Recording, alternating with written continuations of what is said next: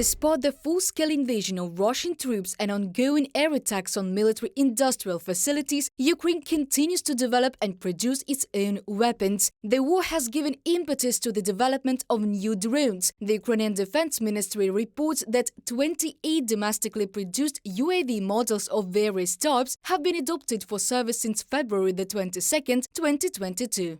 У нас в Україні став бум. We had a production boom of different types of drones in Ukraine. A lot of companies, a lot of IT environments, a lot of hubs environments that were just training on some gliders. Some were flying drones just for themselves. They rushed into the military sector now. It is clear that during the war, only the strongest will survive, those who are adapted to military operations. But we have a very wide range of Ukrainian drones. It is much wider than Russians have.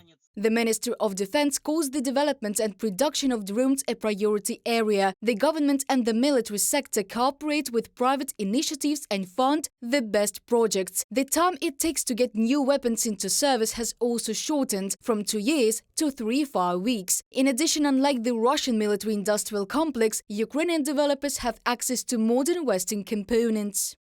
Год назад таких производственных возможностей. A year ago, there were no such production capabilities, no such number of new teams. No one in Ukraine was doing this to such an extent in the amounts in which it is happening now. In the swamps in Russia, at the same time, we see the degradation of production chains. We see problems with the component base. We see that the sanctions are working and limiting the supply of any components for the production of equipment, so the difference is huge.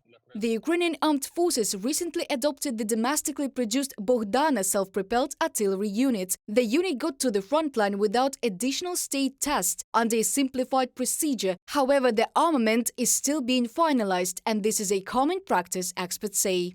The fact that the Bogdana self-propelled artillery unit was first shown on parade in 2018 and in 2023, it is that stage of, let's say, prototype development is normal. If we talk about the real effect on the front, on different videos we could notice at least 2 simultaneous installations. We don't know the real number of them since there were no such production facilities on the territory of Ukraine during the Soviet period. Bogdana artillery unit is important in creating a new sector of the military industry. Earlier, the Bogdana self-propelled artillery unit had already been used in combat. The Ukrainian Armed Forces used the machine during the liberation of Snake Island. This was stated by the Commander-in-Chief of the Armed Forces of Ukraine, Valery Zaluzhny. Reported by Diana Kolesnik, Larisa Zubenko, UATV News.